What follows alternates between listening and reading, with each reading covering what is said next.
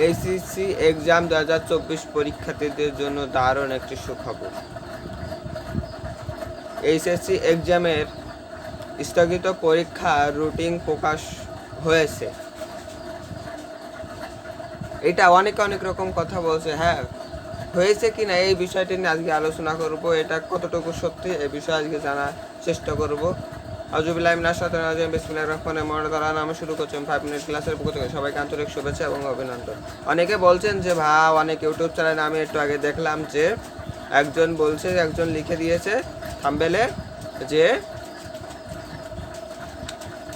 HSC exam স্থগিত পরীক্ষার routine প্রকাশ হয়ে গেছে। অনেকে এক এক রকমভাবে বলছে। তো আমি ঘোটাঘুটি করে দেখলাম যে কোনোটাই না।